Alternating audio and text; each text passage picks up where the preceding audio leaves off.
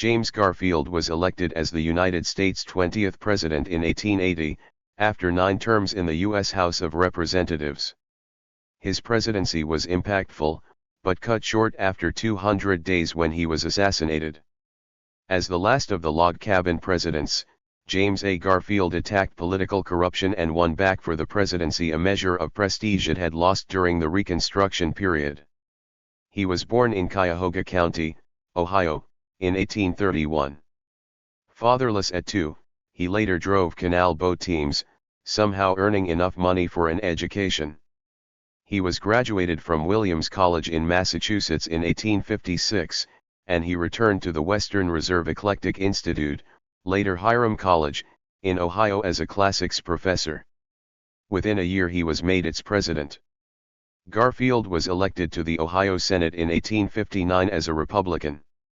During the secession crisis, he advocated coercing the seceding states back into the Union.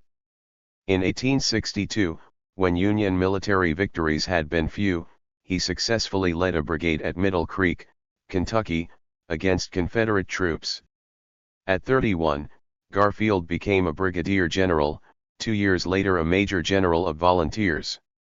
Meanwhile, in 1862, Ohioans elected him to Congress. President Lincoln persuaded him to resign his commission. It was easier to find major generals than to obtain effective Republicans for Congress.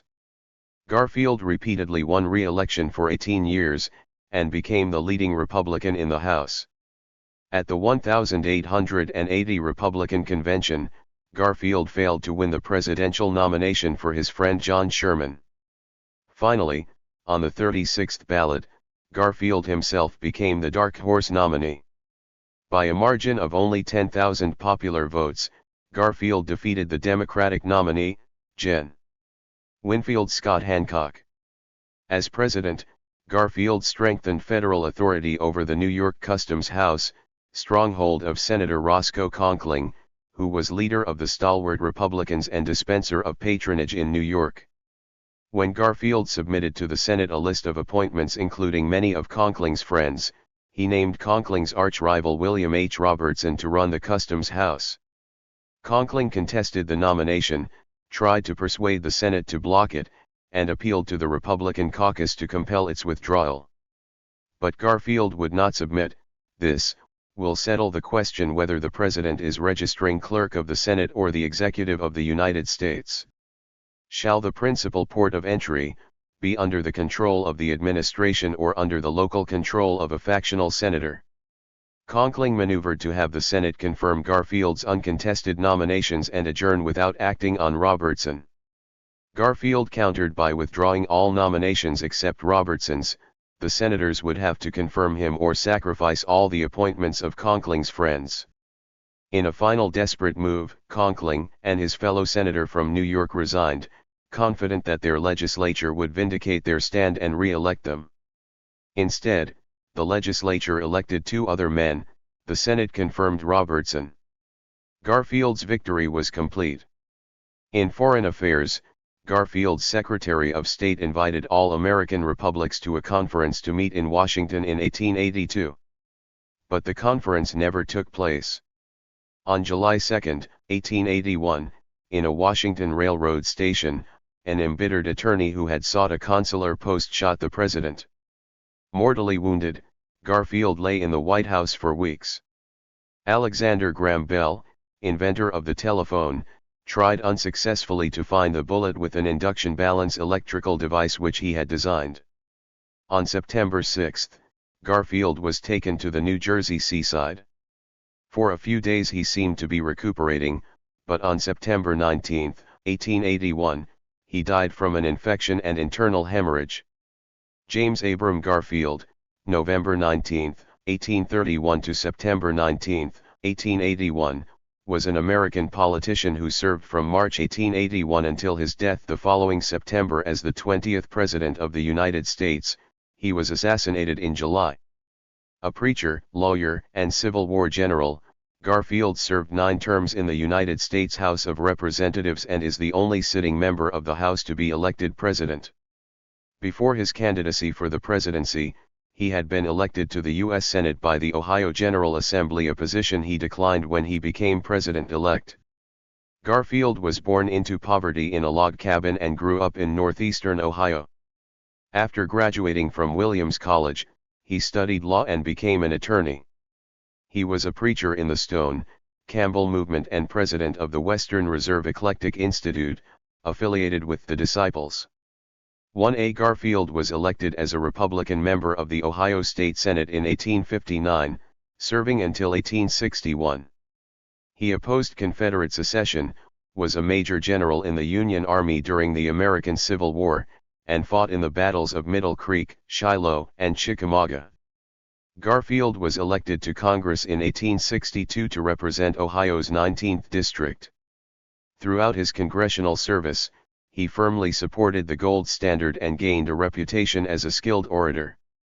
He initially agreed with radical Republican views on Reconstruction but later favored a moderate Republican, aligned approach to civil rights enforcement for freedmen. Garfield's aptitude for mathematics extended to his own proof of the Pythagorean theorem, which he published in 1876. At the 1880 Republican National Convention, delegates chose Garfield, who had not sought the White House, as a compromise presidential nominee on the 36th ballot. In the 1880 presidential election, he conducted a low-key front porch campaign and narrowly defeated the Democratic nominee, Winfield Scott Hancock.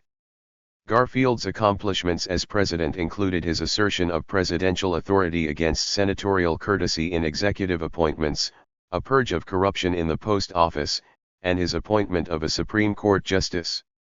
He advocated for agricultural technology, an educated electorate, and civil rights for African Americans. He also proposed substantial civil service reforms, which were passed by Congress in 1883 as the Pendleton Civil Service Reform Act and signed into law by his successor, Chester A. Arthur. Garfield was a member of the INTR Party half-breed faction who used the powers of the presidency to defy the powerful stalwart Senator Roscoe Conkling from New York. He did this by appointing Blaine faction leader William H. Robertson to the lucrative post of Collector of the Port of New York. The ensuing political battle resulted in Robertson's confirmation and the resignations of Conkling and Thomas C. Platt from the Senate. On July 2, 1881, Charles J. Guiteau, a disappointed and delusional office-seeker, shot Garfield at the Baltimore and Potomac Railroad station in Washington. The wound was not immediately fatal, but an infection caused by his doctor's unsanitary methods in treating the wound killed Garfield on September 19. Due to his brief tenure in office, historians tend to rank Garfield as a below-average president, though he has earned praise for anti-corruption and pro-civil rights stances. Guiteau concealed himself by the ladies' waiting room at the 6th Street station of the Baltimore and Potomac Railroad, from where Garfield was scheduled to depart. Most of Garfield's cabinet planned to accompany him at least part of the way. Blaine, who was to remain in Washington, came to the station to see him off. The two men were deep in conversation and did not notice Guiteau before he took out his revolver and shot Garfield twice, once in the back and once in the arm. Guiteau attempted to leave the station but was quickly captured. As Blaine recognized him, Guiteau was led away, and said, "I did it.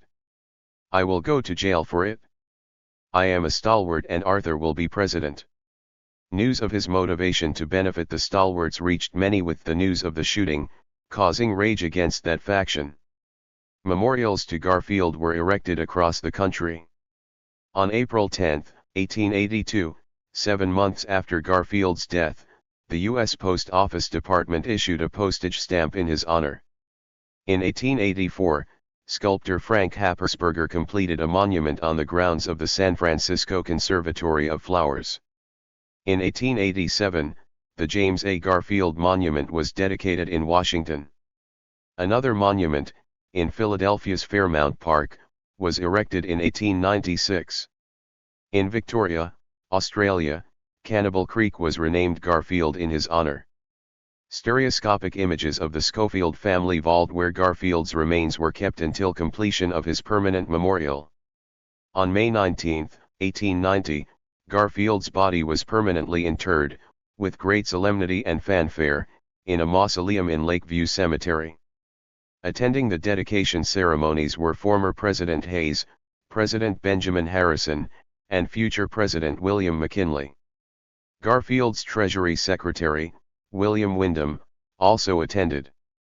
Harrison said Garfield was always a student and instructor and that his life works and death would continue to be instructive and inspiring incidents in American history. 3 panels on the monument display Garfield as a teacher, Union Major General, and orator, another shows him taking the presidential oath, and a 5th shows his body lying in state at the Capitol Rotunda in Washington, D.C. Garfield's murder by a deranged office seeker awakened public awareness of the need for civil service reform legislation. Senator George H. Pendleton, a Democrat from Ohio, launched a reform effort that resulted in the Pendleton Act in January 1883. This act reversed the spoils system where office seekers paid up or gave political service to obtain or keep federally appointed positions. 254 Under the Act, appointments were awarded on merit and competitive examination.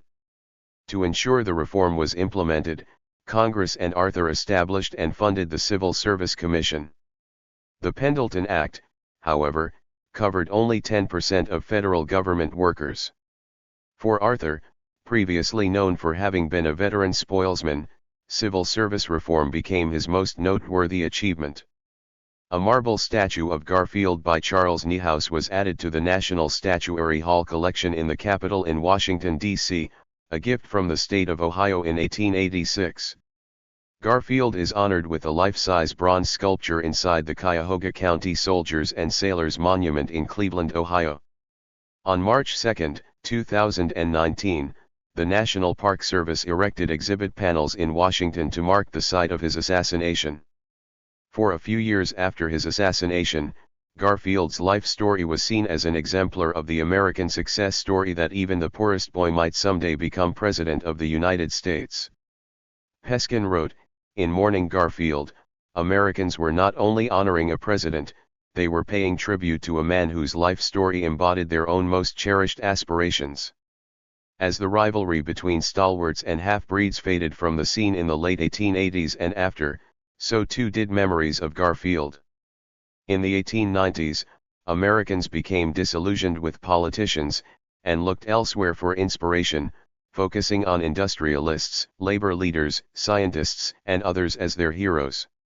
Increasingly, Garfield's short time as president was forgotten. The 20th century saw no revival for Garfield.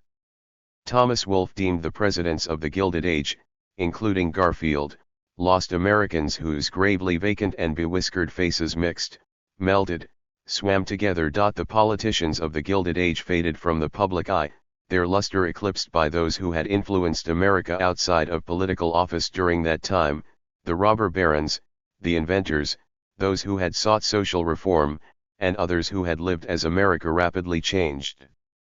Current events and more recent figures occupied America's attention. According to Ackerman, the busy 20th century has made Garfield's era seem remote and irrelevant, its leaders ridiculed for their very obscurity. Garfield's biographers, and those who have studied his presidency, tend to think well of him, and that his presidency saw a promising start before its untimely end. Historian Justice D. Dowanek, while deeming Garfield a bit of an enigma, chronicles his achievements. By winning a victory over the stalwarts, he enhanced both the power and prestige of his office. As a man, he was intelligent, sensitive, and alert, and his knowledge of how government worked was unmatched. Dowanek criticizes Garfield's dismissal of merit in Robertson's favor, and wonders if the president was truly in command of the situation even after the latter's confirmation. In 1931, Caldwell wrote, "If Garfield lives in history, it will be partly on account of the charm of his personality but also because in life and in death, he struck the first shrewd blows against a dangerous system of boss rule which seemed for a time about to engulf the politics of the nation. Perhaps if he had lived he could have done no more." Rutkow writes that James Abram Garfield's presidency is reduced to a tantalizing what-if. In 2002, historian Bernard A. Weisberger said, "Garfield was, to some extent, a perfect moderate. He read widely, and unobtrusively, without its visibly affecting his Christianity, his republicanism, or his general laissez-faire orthodoxy. He was not so much a scholar in politics as a politics scholar. Peskin believes Garfield deserves more credit for his political career than he has received. True, his accomplishments were neither bold nor heroic, but his was not an age that called for heroism. His stormy presidency was brief, and in some respects, unfortunate, but he did leave the office stronger than he found it. As a public man he had a hand in almost every issue of national importance for almost 2 decades, while as a party leader he, along with Blaine, forged the Republican Party into the instrument that would lead the United States into the 20th century. Thank you for watching this video.